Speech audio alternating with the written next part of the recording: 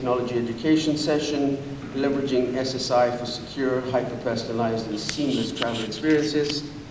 For attendees who need CPE credits, the CPE code for this session is HT25-CS03.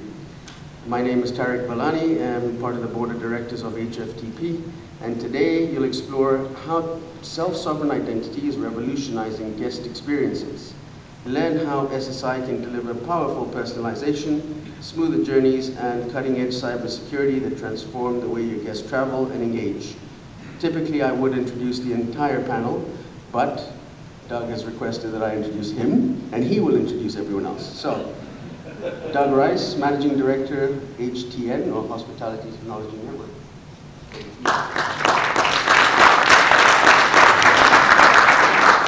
Thank you, Tariq, and thanks everybody for coming in to see our session today. Many of you have seen presentations at past HITECs or maybe other conferences on decentralized identity, sometimes referred to as self-sovereign identity or SSI. We're not going to go repeat too much of the basics today, but we will provide a short overview for those of you for whom this is the first time being exposed to the topic. So rather, we're going to focus most of the session on a number of real-world implementations in travel and hospitality, and we'll talk about some of the significant developments in the ecosystem to support the industry. So I'd like to introduce our speakers. First of all, it's important that everyone understand that no one on this stage has any product to sell.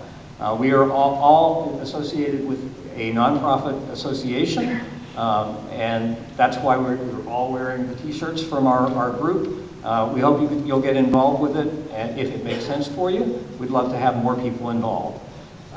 Three of us are leading the hospitality and travel efforts within the nonprofit association, which is the Decentralized Identity Foundation, better known as DIF. That's the last time I'm going to say the whole name. I'll call it DIF for the rest of the session.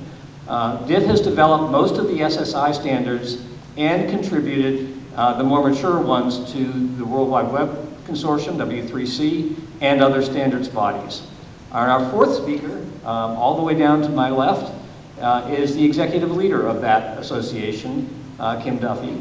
I'm co-chair of the Hospitality and Travel Working Group within DIF. Our first two speakers, I think, need no introduction to most of you. Bill Carroll, many of you know from his days as a professor at the Cornell Hotel School. He's been very active in our efforts. Some of you may even remember him from his days as a senior executive at Hertz. Nick Price is another industry legend from his days as CIO at Mandarin Oriental Hotel Group and at Citizen M. And Nick co-chairs the DIF Hospitality and Travel Special Interest Group. We'll explain a little bit about the difference between the working group and the special interest group, but they all kind of work together. And then last but not least, we'll hear from Kim Duffy, the Executive Director of DIF, who will talk about the broader world of SSI developments and the role of DIF. Just quickly up front, I'm going to give you a post-presentation link. We'll put this up again at the end, but in case you have to leave early, you'll have access to today's slide deck. We're hoping to be able to pair it with an audio recording, but more importantly, documentation for a lot of the stuff that we're working on, which is officially, well, not officially, but on a soft release as of today.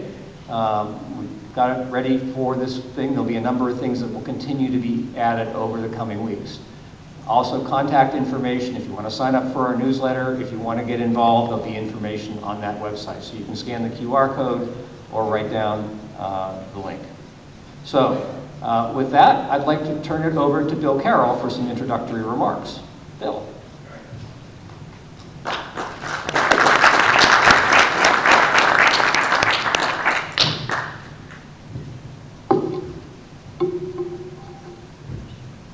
Hello. Hello. Just for the record, don't play football, don't play lacrosse, and don't jump out of helicopters in the Army, and you won't end up with one of these. But I had a hell of a good time. Well, today's section is really on technical matters, but I wanted to speak to this group as an economist, which, by the way, economists live profit. And nonprofits are hard to do, but we are nonprofit. And what I want to do is talk with respect to these topics, again, as an economist. I want to go after 3 questions. A what question, what's it all about? A why question, why are we doing it? And finally, how are we going to accomplish what we want to do? And so consequently, when you think about the digital marketplace, what you really have is effectively consumers. And that's the what. The consumers will be the travelers, be the kings in the travel marketplace. They will own the data, they will manage the data, and they will manage their profiles. And that will shift from databases held by suppliers and intermediaries and so forth. They, the consumers, are in charge. And consequently, the suppliers and intermediaries in that marketplace will have to engage with those profiles to be successful. And you'll hear conversations today about a HAPPRO, hospitality and travel profile. And that's the important topic for today. Well, if you think about it, as all of you in this room know, it's a complicated marketplace. But ultimately, as I used to tell my classes at Cornell, it's a demand for a travel and hospitality experience, not for individual supply activities. It's an integrated demand. And it's complicated because it comes from a whole set of stages of activities, from creating to planning to booking to experiencing to sharing.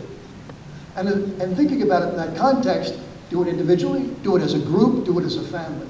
And to make it even more complicated, the purposes for the trips, business, leisure, and other purposes, different. So there's multiple traveler profiles. Well, the evolution in the marketplace with regard to AI-enabled execution of travel and travel experiences is really what's occurring. And so you have travel suppliers using self-sovereign identity and effectively DIS or identity contexts, intermediaries, and travelers. In that context, what we're seeing is the evolution of a number of digital travel agents who are going to help execute those transactions and interchanges in the digital marketplace. And when those interchanges occur, there needs to be verification, there needs to be self-attestation of information, and there need to be agents which are evolving in how that's going to occur. Typically, economists can explain everything but can't predict a damn thing. So I don't know how that's going to evolve. I don't think many of us do, but it will. It's going to happen. And hopefully that's the message, and how it's going to work and what's going to occur in the future. Why? Why? The why is because adaption and adoption of associated schemas or profiles is a win-win in the marketplace. When we can find a way for the schemas to make those profiles available to execute the demand side of the market for the supply side of the market. Remember, I'm an economist. And what does that mean? It means, in economic terms, what's called a Pareto optimal condition. Everybody wins. Consumers, satisfaction. Competitive share shift to those who get in early. Customer retention for the long term. Cost savings and efficiency in the marketplace. And reduced risk with regard to using sovereign information. How? It's going to occur, and we'll hear about that on the fellow speakers, when consumers' profiles are associated with development and presentation in the marketplace, improving customer satisfaction. And now, before we start with the next section, I want to tell a brief war story. And one of the things that's not in my profile is I'm a retired Lieutenant Colonel, Army. Happy birthday, U.S. Army. And the war story is, oh, by the way, do you know the difference between a war story and a fairy tale? Well, first of all, neither of them are true. One starts with once upon a time, and the other one starts with God is my witness, this happened when I was in combat. So the war story, in my case, was 40 years ago. The president of the Sable GDS came to me and said, we've got to get car rental into the marketplace. We got to get it on the GDS. Came to me, well, how am I going to do that? How to build a schema. How to build a schema so that what you could do in the global distribution system is compare prices, options, and presentations. And it added that to the airline component of GDSs. All of a sudden, it became more seamless. Guess what? Within a year, it worked. How did we do it? We gathered together the key players, the key GDSs, the major car rental companies in the marketplace. We developed a schema. We presented it. It's still being used today, that same schema. And so you're going to hear the word about profiles and schemas today from the old guy, the old Army guy. Guess what? It worked, and it still works. And we think that's the key to making it happen on the consumer side. What were the objectives then? Increase satisfaction of the consumer, permit travel agents to competitively provide information for their customers, improve the revenues for the global distribution systems, reduce costs in the rental car industry. Our call center costs went down 30% within a year because we haven't gotten all the calls coming into the call center. It was a win-win situation. Sound familiar? So what you're going to hear today is a discussion of the opportunity of a schema and a profile, which is critical to making this all work. So what you're now going to hear from Nick, who's going to talk to you about what is really occurring today. And you will notice how significant it is in terms of generating revenue and profits for the industry.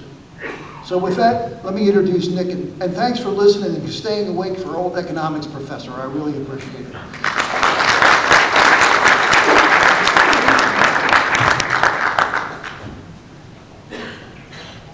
Right. Hello, everybody. Hello. Good. Well, I'm going to speak to you for about 30 minutes, and I'm going to do it in 4 parts. I'm going to land, hopefully, a couple of key concepts which everybody needs to understand. Do that in about 5 minutes. And then we're going to talk about use cases for hospitality and travel.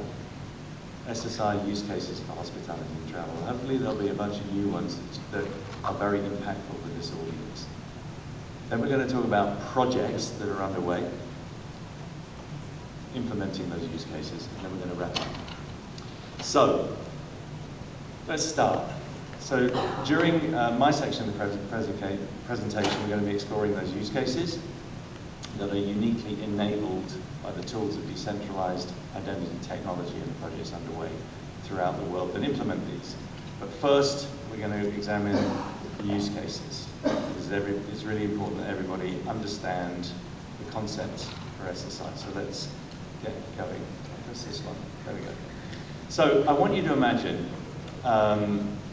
that you're sitting on a plane that is significantly delayed. You have a dinner reservation and of course a hotel booking and a car to transport you from the airport to the hotel.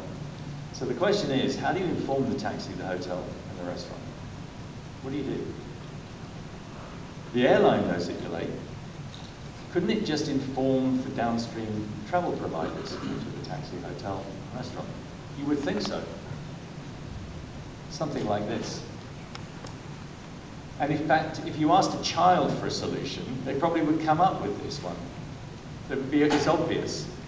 It's the desired behavior, but it never happens. Why? Well, it's complicated. Data risk for the airline, lack of methods, data standards, communication protocols to allow this data transfer to happen.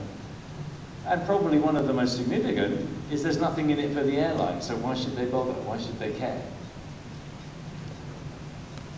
So what about the next alternative? What about if you booked everything with an OTA? Well, that's technically possible, but OTAs have been around for 20 years or more. And if it hasn't happened by now, it almost certainly will never happen. And so we have today's model. And I call it, there's an app for that model. Could it work? Yes, absolutely. Does it work? Totally no. And it doesn't work to the greater extent than I've seen it anywhere else in hospitality and travel. Because it's far too difficult to manage. Because here you need an app for every travel provider that you're going to interact with. And here, synthetically, we have 3, but no trip has 3. More like 8, 10, 12. All of the places you need to book, sign up and sign in. It's far too difficult to manage. And it doesn't scale. But decentralization makes a difference. Because with decentralization, where all data is held by the traveller, and she has the tools to use that data. The traveller is now in control.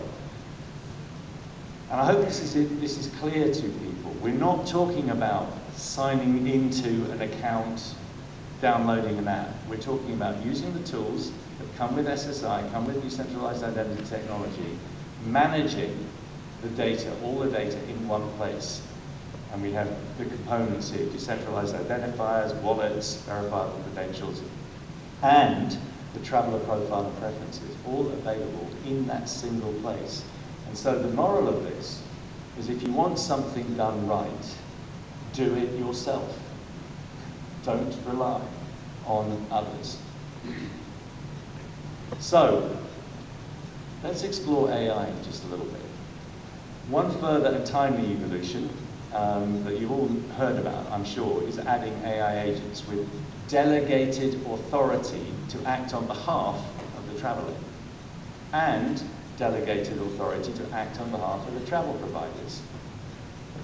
This topic, which is called agentic AI, if you haven't heard, is imminent, it's incoming, and it's expected to change how the traveller approaches interaction with travel providers and with intermediaries. And this is decentralization in action. No accounts with travel providers needed. Oh, and it will require to make this work, and this is a miscalculation by a lot of people who are promoting AI agents right now. It will require trusted traveller and travel provider identity to work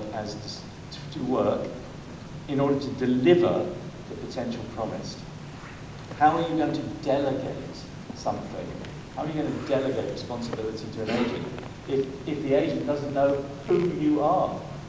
How is a company going to give responsibility to an agent if the agent simply doesn't know where the information is coming from and can't trust it? So that is an important consideration here. So the second concept is hopefully obvious, but again, maybe not. If all information is now in one place, and that place we'll now call the identity wallet of the traveller, then it's much easier for apps and websites to access this information, and it's much easier for the traveller to manage that access. And for the travellers, this decentralization puts them in control of their own data. It means that they're much more likely to value that data and to invest time in keeping it current and accurate. And that means that this data in the wallet is more current, it's more accurate than any data that any travel provider could have on that traveller. Imagine that. Imagine that. Imagine all the places in all of the accounts that you have in the travel ecosphere, where you have your name and address, you have your phone number, you have your email address, you have your likes and preferences, you have your loyalty number. What happens if you change an address? Do you go back and change anything in any of those places? They're totally inconsistent. Probably you've forgotten the passwords for most of them. It doesn't work. Now it's in one place. So the data that I have on me, on myself as a traveller, is much more up to date than the data any hospitality travel provider in this audience and outside has ever had on me. And if that's the case, there's one question that you should ask. Why, as a travel provider, hospitality travel provider, would you even want to keep that data for those travellers? If every traveller is able to give you in real time clear, accurate information about themselves. And there's big implications of that model shift, and that's what we're going to talk about here today. So let's talk about those use cases, and they all come about because of this model shift. And we're going to start with the seamless travel journey slide from our friends at Accenture. And this is really good work by Accenture. Some very interesting use cases here. We'll discuss these in more detail shortly. But for now, let's try to characterize what we see here. First of all, it's airport, border crossing to airport, with a nod to hotel at the end. And it's representative of most of the seamless travel projects that are currently underway worldwide. We see the traveller onboarding at the beginning, taking identity documents that they have, their passports and so on, and creating digital credentials that represent those travel documents. We see them booking flights, form filling for travel visa applications, and receipt of a visa credential. Receipt credentials, when they spend something, get a receipt back that says they've spent against a product purchase. We see biometric border crossing, and one that's very interesting here, identity verification at hotel check-in. Anybody that's been in Europe recently, where they disappear and run away with your passport for hours, you go and photocopy it, you'll understand the agony that implies. And last but not least, a digital door key that works for every lock with an NFC presentation without having to futz around with an app, right? This is important. This is important, but you know what? We can do more. Because to this, does that slide change? To this we can add, at the beginning, strong customer authentication for booking websites. So the website actually knows who you are. You don't need an account. You're giving that information, you're signing in. We can add payment. And we can add something that's really, really foundational to the hospitality and travel experience, which is permissioned peer-to-peer communication in real time and forever between the travel provider and the traveler. And that's huge. That's huge, and we'll talk more about that later.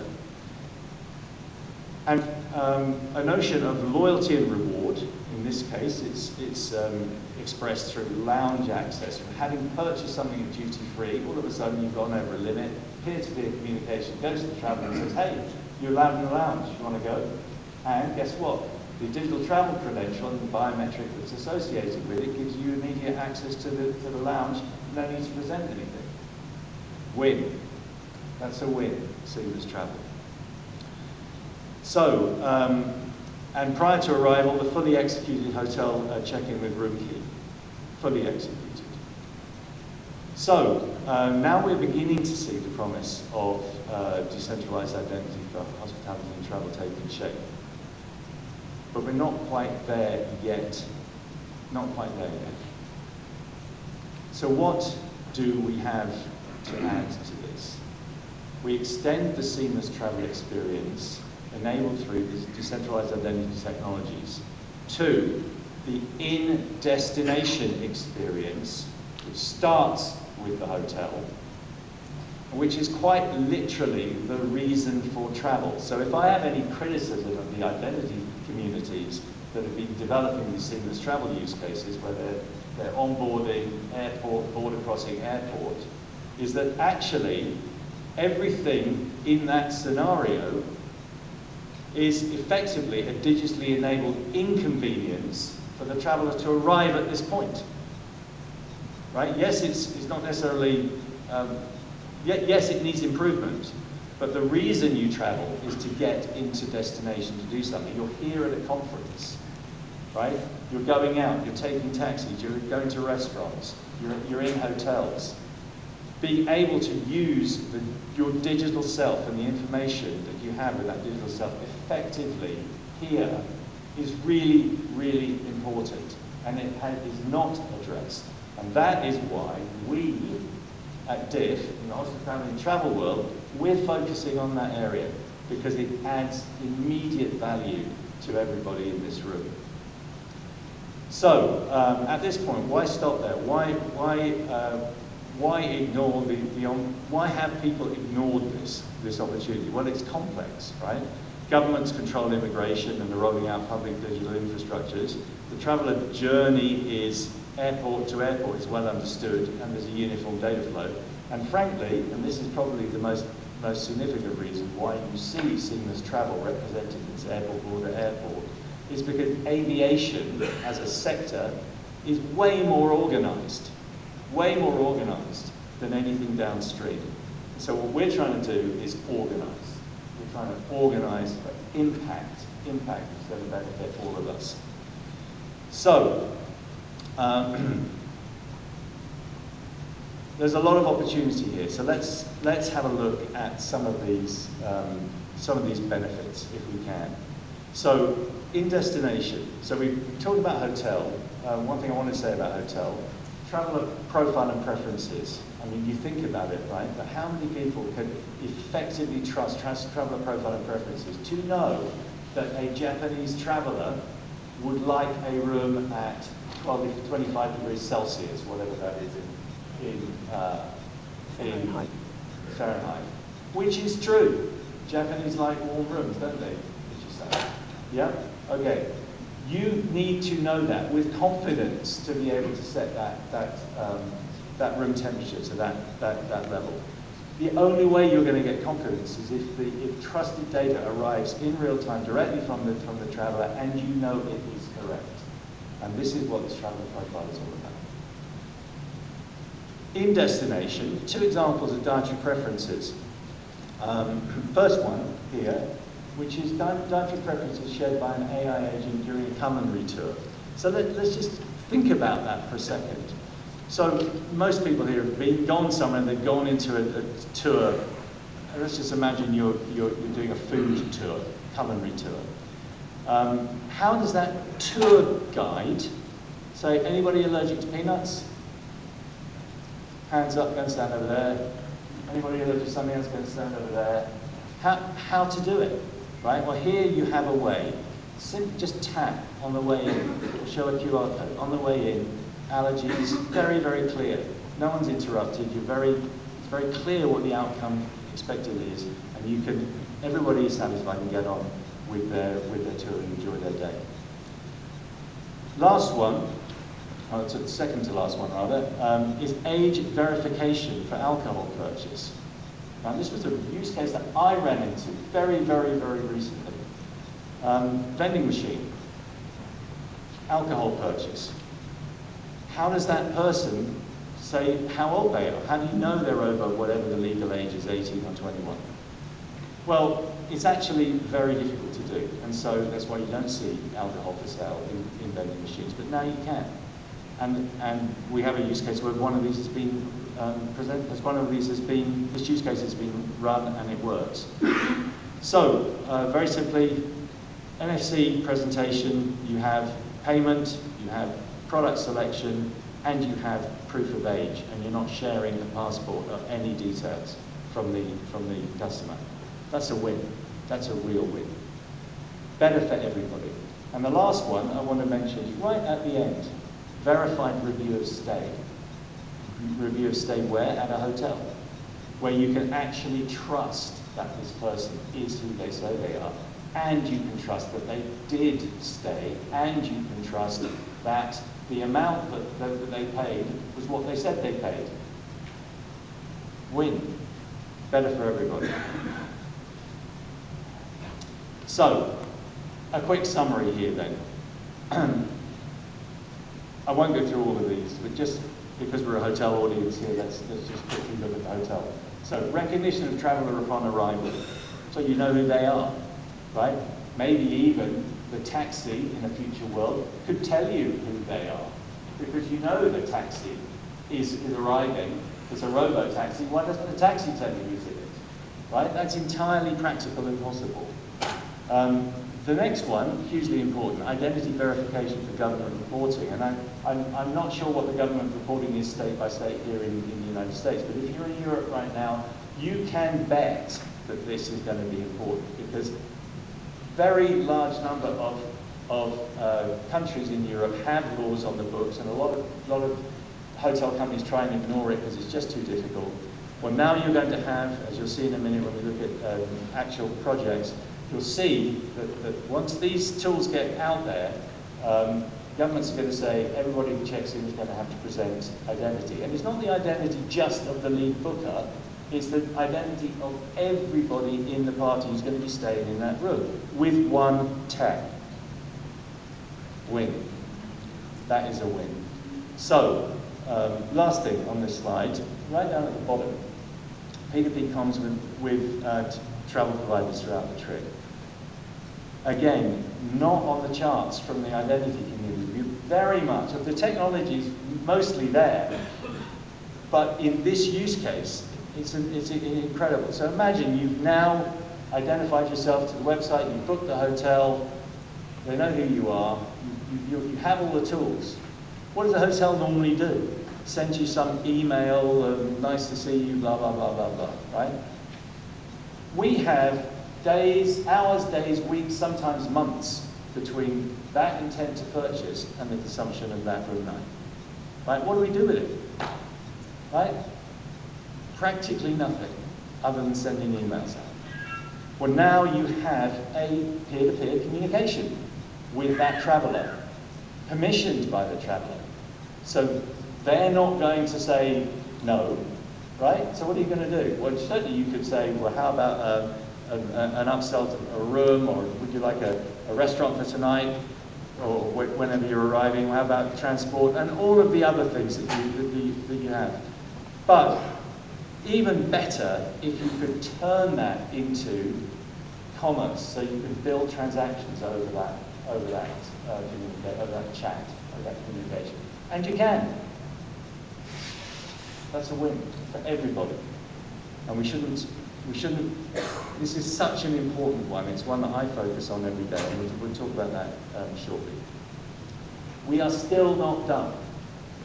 We are still not done, because this same technology, which applies to the me to B use cases, me as a traveller to B business use cases, which we've talked about so far, also plays out in B2B. And some fairly obvious ones here, but they should resonate with a hospitality audience here. Employee access control. We have a huge number of employees. A lot of them are transient, right? Being able to really understand who they are, what they're allowed to do, what they're educated on, they're trained to do, and what they have access to. So think about that in one place. What about third parties?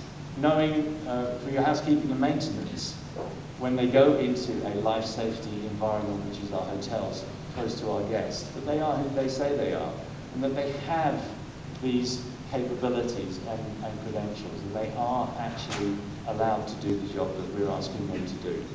These are enormous opportunities, and frankly, if you just wanted to dip your toe in the water on Decentralized and never do anything else on the customer side, this is a great place to start. So, let's get on to projects. These are real-world projects that I'm going to show you now. Real-world projects that are either underway or have just completed, and they implement every one of the use cases that I've discussed.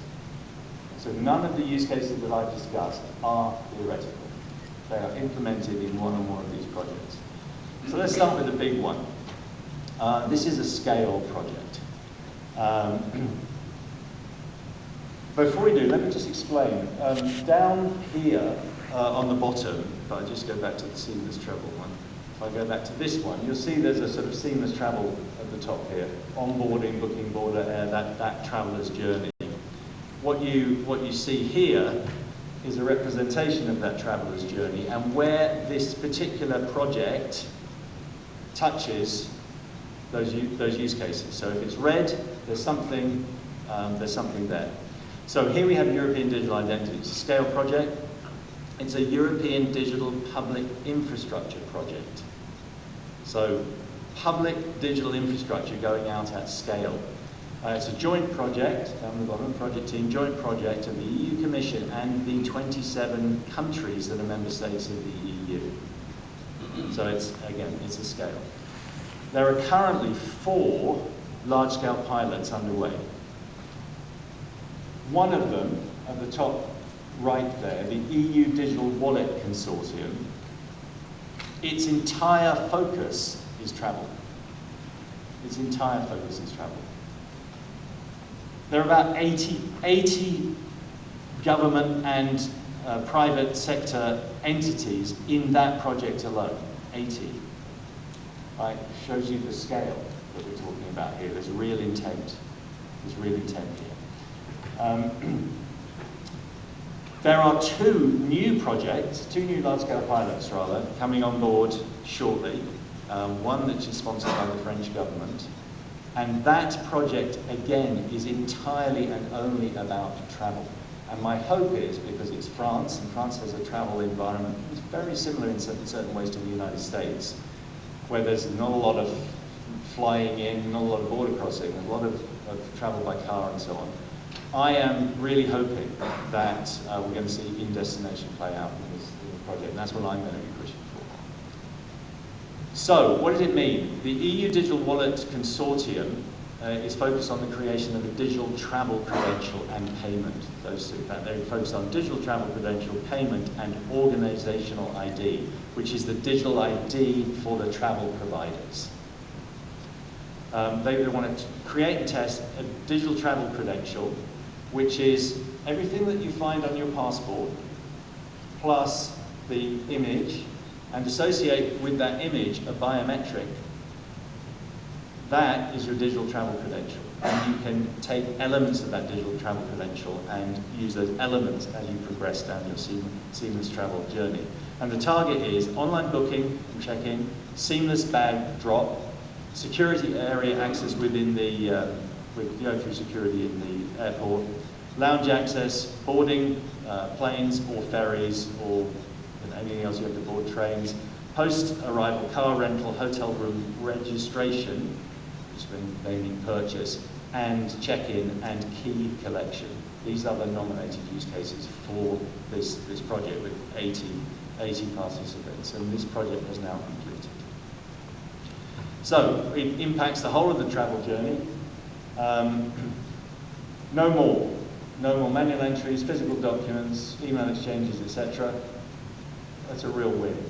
Booking, payment, loyalty card details passed, booking confirmation back, check-in, passport attributes presented, booking reference provided, boarding pass, in this case it's check-in to a flight, and then boarding, biometric boarding. A big win. Let's talk about Bhutan. Bhutan has a digital public infrastructure project. This is the whole country. It's a small country, 700,000 citizens and all businesses. It is effectively onboarding and in-destination. There's a lot of government ones for Bhutan. It's internally developed, but they have an intent for hospitality and travel, which I'll show you. So here's some of the use cases. So education, healthcare, telecom, banking, all the normal ones plus the government. This is live. It's been alive progressively since the end of 2023 rather, and it continues to evolve. And it's going to evolve in the future a touchless digital tourist. That's a significant one, and do all of the things that we talked about here. So that's one to watch. So here's one that was executed between Hong Kong and Narita Airport. It's sponsored by IATA, and it produced digital travel credentials biometric entry visa, company ID, frequent flyer membership, flight booking, boarding pass, all of these as credentials for presentation at some point during the travel. This one has now finished, and it was successful. It was successful, so a significant one, simply because it's IATA, and IATA is one of the organising entities around the aviation industry. Delta, one a little bit closer to home here, Delta and Aruba, similar seamless travel, onboarding, border, air, significant, and managing to bring together different types of credentials from different issuers. So digital travel credential, the IATA One ID, which is a traveller ID issued by IATA, and a Aruba specific credential in an Aruba wallet. Again, executed and effective. And this one is one that I have personally been involved in. It's another seamless travel proof of concept. It's one that I'm not permitted to disclose where it is, and who commissioned the project, so please don't ask me. But unlike the previous seamless travel projects, this one primarily targets the in-destination tourism experience starting with hotels. So with hotel ending down. And in the next slide, I'm going to discuss the project phase and use cases. But what you will see here, the things in red are the things that we did in this project. And you will see a lot of hotel access, physical access to the hotel room and other places, restaurants, and so on, and including access to lounges and so on. So we'll get on to that. Here they are. Here are the use cases. Phase one, there's 2 phases to this project. Phase one is a lab-based pilot of 11 capabilities and video proofs of those capabilities being developed and executed, and then the creation of an animated traveler journey showing how all this works together. It was onboarding, booking, which is ground travel and hotel booked, VCs to wallet, air, hotel address, accessibility needs, and taxi booking, sent to taxi. In the taxi, the hotel receives the arrival time from the traveller pass. In the taxi, the hotel check-in is now completed completely, and a room key VC is sent to the wallet. When the traveller gets to the hotel, they're recognised automatically. A room key VC is presented for access to the elevator and the guest rooms. And guest P&P, profile and preference, is used to determine the appropriate in-room gift. Continuous communication is underway throughout the journey, through this point of peer-to-peer comms.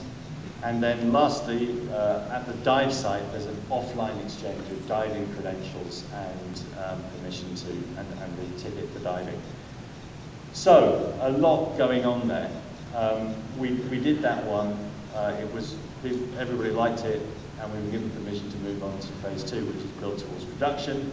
And that one, we're building out industry standard traveller profile and preferences based on the APRO standard. Building out transaction above that peer-to-peer communication so that you can sell that upgrade, or you can sell that transport, or you can sell that meal deal tonight. We are making service providers, making it easy for service providers to onboard, and we're building in robust physical and virtual access control through identity. So the same identity that you get into your website with is the same identity that unlocks the elevator and unlocks the door, right, through an NFC presentation. That's a win. So what does it look like? If you're looking architecturally, what would it look like? Well, at the bottom, there's a thing we call a verifiable data registry. This is basically where you park the trust for the identity that you're creating. It's cryptographically secured storage for this decentralized identifier. And it's where you store the decentralized PKI, the public key infrastructure, the keys for that DID. Above that, high-level view, a digital wallet, verifiable credentials, which you've heard me talk about. Now, that digital wallet can be a cloud wallet, can be an edge wallet on your device.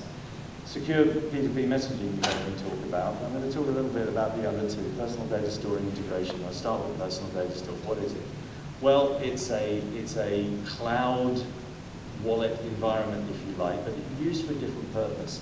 So if you have traveler profile and preferences, let's just say you were a vegetarian, and you'd have to create a credential, just using credential, you had to present that credential every time you went into a restaurant to tell them, fine, you could do that. Well, what happens if you decided you're not a vegetarian? Well, then you've got to create another credential, and that becomes a bit of a faff, frankly. Better way to do it is to put the profile and preferences in a cloud location, encrypted with your private key associated with your DID, and to allow your restaurant or restaurants access to that location to read just the specific information that pertains to restaurants and dietary preferences. And that's exactly what this does, and to read it for a duration of time. So it's permissioned access to information to specific companies who themselves have it, so you know who they are, to do a particular task. That is really a win, and it works well. And we've shown that it works well, and we've built this out. And we're leveraging, standing on the shoulders of the guys doing that project. And then the last one is integration, because if you look at this architecture, you will see that not a lot looks familiar to a hospitality and travel stack. I mean, this is foreign stuff. So we obviously have all that technology. We need to bridge into it, and that's the integration side. We need to bridge into it. We need to get this information in and out of the hospitality and travel stack, and that's what that layer is for. And we need to be able to integrate into other verifiable data environments like this. For example, if an EU wallet-equipped traveller arrives with an EU DID, we want to be able to verify them. So it's an essential and necessary part. Last thing I'm going to say here is that if you want to activate the destination, you have to ensure that this technology is capable of scaling down. If all we were interested in was airlines and airports and governments and border crossing, then it wouldn't really matter, because they can spend millions or billions. But if you're going to activate a destination, you need to make sure that the two-man tour guide outfit can participate meaningfully, can accept this information. And you know what? This technology scales down so linearly, so perfectly. It is made for this job. It is made for this job. So, no such worries. So, almost last use case. Here's one that we executed under DIF. This is actually a hackathon, where we took a group of people that I know we were working with, and they wanted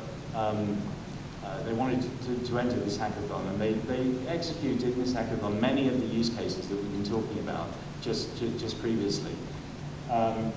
The reason I'm bringing this up is because this group won, and if you follow that link down there, you will be able to get a long description of what they did. But equally, there is a link to GitHub where you can get access to the source code if you want to see how they did it. So that's an important one. And then the very last one here is again two digital public infrastructures that are currently, very recently rolling out. One in Ethiopia and the other in Honduras. And the reason that I mention this is very, very similar to what's happening in Europe, and very similar to what's happening in Bhutan. The reason I mention it is because the total infrastructure layer is a product, a white label product of a company that I have used. Name is up there, begins with P, that I have used in my project for hotel access control, of getting through physical doors. It's the same company that does the identity verification at the point of arrival into a hotel. And they're capable of standing up technology that is underneath digital public infrastructure for governments. Cool. So if anyone wants to know more, come and find me. I'm happy to share. Wrap up. Digital ID. Why should you care? You should care because, and this is not me saying it, these are these esteemed organisations. McKinsey, a little while ago, digital identity is being embraced by governments around the world. In 5 years it will cover more than 50% of the global population. Well, let's just say maybe a few more years than that, but it's happening. They recognise this opportunity. Gartner, 500 million people. By 2026, at least 500 million people will regularly use digital wallets to manage and prove their ID. Yeah, again, maybe add a couple a year or two there, but it's going to happen. This one, Identity Week, 4.6 billion in revenue that's expected from digital identity within the travel sector alone to generate. That's enormous. Down on the bottom side, 5 billion in infringement fines in Europe. That's the amount of money that GDPR infringement has accrued to the EU since it was introduced in 2018. And there have been noticeable number of travel and hospitality fines. 70% of travellers feel that they are not in control of their data from TravelPerk. And then the last one here, from Epsilon, down here on the bottom right, 67% of travel companies, 67% say they're focusing on developing a first-party data strategy to deliver stronger personalization for their customers. Well, now what? The technology we described, made for the job. Made for the job. And with that, I'm done. Just about, I think. I'd like to introduce you now to Kim Duffy, Executive Director of the Decentralized Identity Foundation.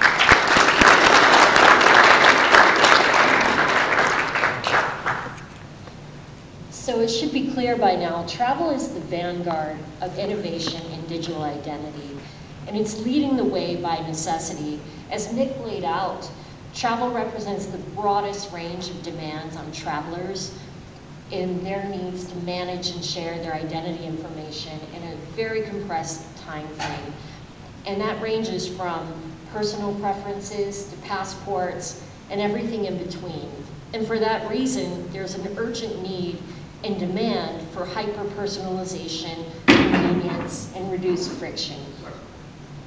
So we see travel leading the way in AI-assisted experiences and other forms of future-looking technologies, and in turn, that introduces new requirements for secure identity management.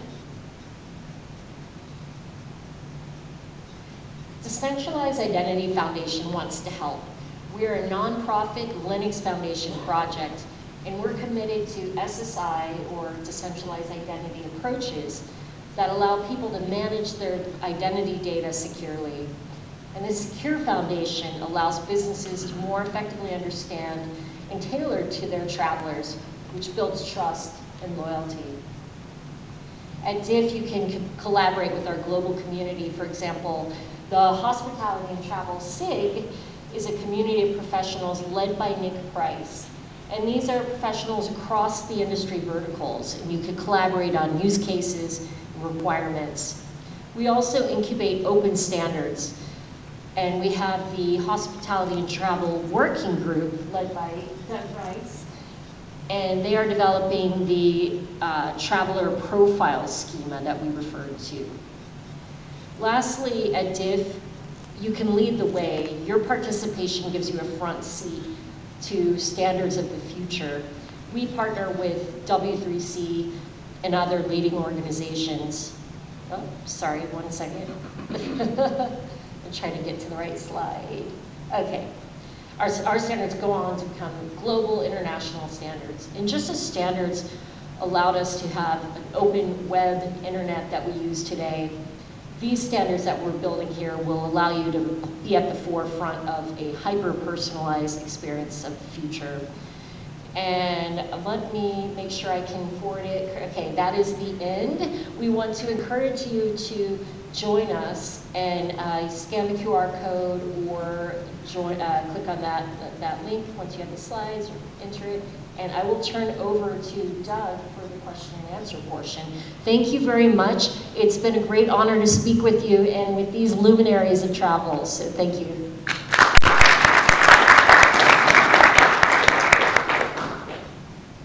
Thank you, Kim. Thank you, Nick. Thank you, Bill.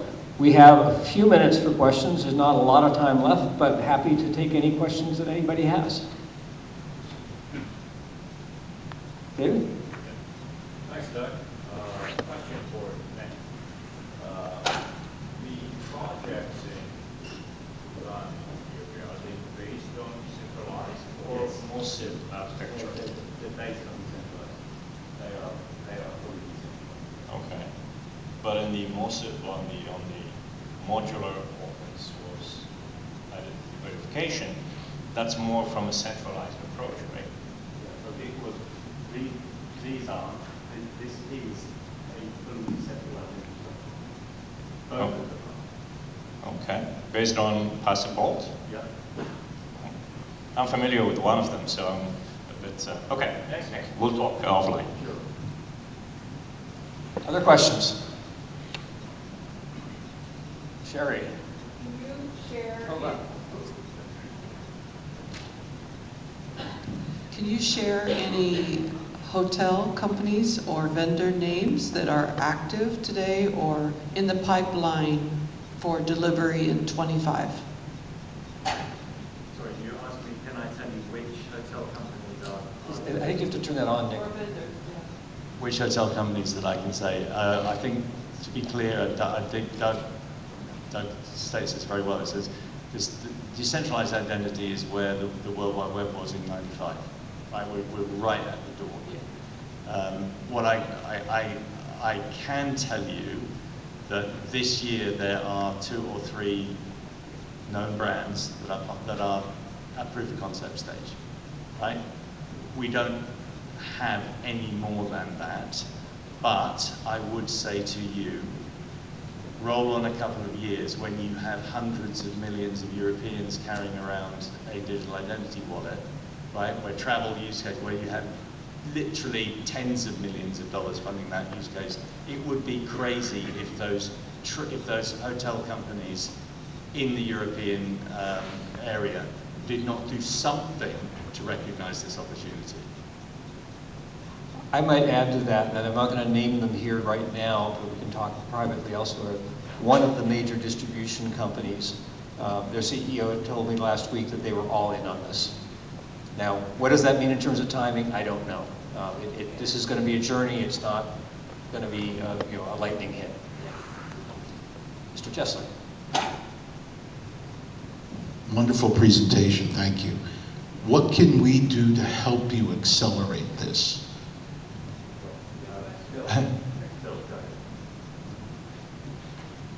I can answer that. Yeah, shocking. 2 words.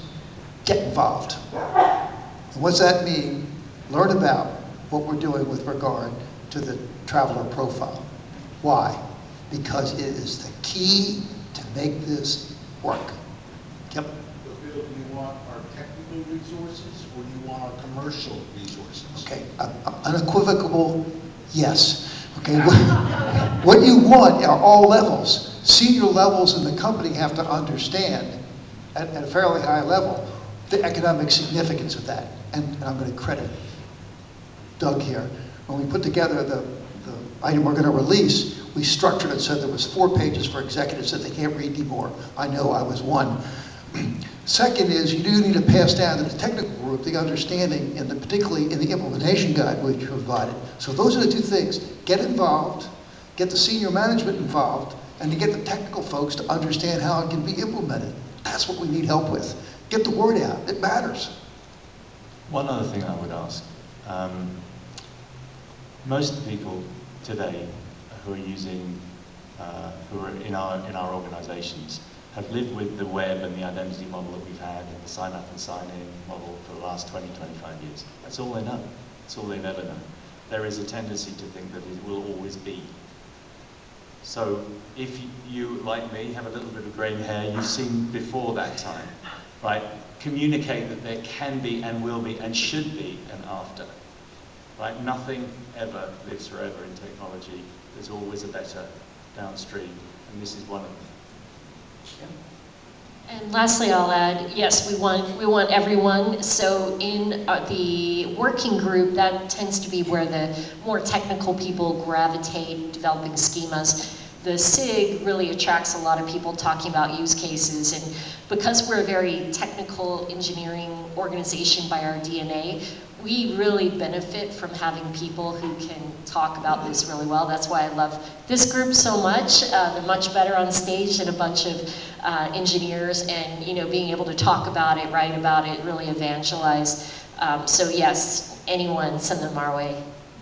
The last thing I would add to that is the website that's up there has a lot of very approachable information. If you download the implementation guide, there's a 2-page executive summary, there's a 4-page strategic overview, and there's like a 40-page implementation detail section and glossaries and stuff like that.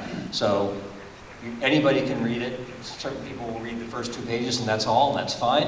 Others can read the whole thing. So there's a lot of information about how to get involved and other things there, and it will be growing over time. And I do have one more piece of information. Every other week on Thursday at 10 Eastern, the SIG tries to run a presentation from an interesting identity company that has an H&T message. This coming Thursday, 10 Eastern, and I know it's HITEC happening here, we have Passable, the one that's doing Ethiopia, the one that's doing Access. Yeah, that's one to watch. And they are recorded, and you can go back and watch them. Yeah. E20F winner. Yeah, that's right. Okay, I think we are, maybe have time for one more question. I know the keynote is coming up here, so we'll close it after this.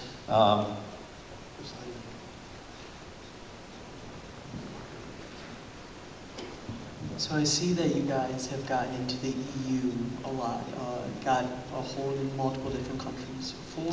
For America though, do you guys think that DIF will be all over America, or do you think it could be multiple different countries, multiple different apps? Yeah, saying this is very, the examples are mostly non-US, I think was the question. What's actually happening in the US? Got it. That's a really good question. So we do see a lot of folks in the EU leading the way, and it's really encouraged by the European Digital Identity Wallet, Architecture Reference Framework, all of this. And so that has pushed forward a lot of innovation, and I think it's been valuable for companies in the US to actually watch and see what's happening and learn from it. You know, I think there will be a lot of valuable lessons learned. And in terms of in the US, there's a lot of movement right now, and I think some of the choices that were made are maybe refined, and I think this group is really leading the charge on that. Benefits like peer-to-peer communication, direct communication from businesses to their customers. Some opportunities like that are kind of missed out on. I think in the US we'll probably be ahead in a lot of these.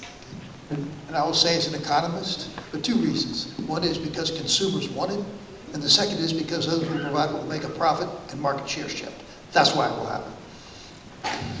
Okay, I think we are out of time. I know some of you want to get to the keynote session. We're, I think, all going to be here for a few minutes, so if you have other questions, we're happy to take them one-on-one after the fact. We'll hang on as long as needed. So thank you all for your attention, and enjoy HITEC.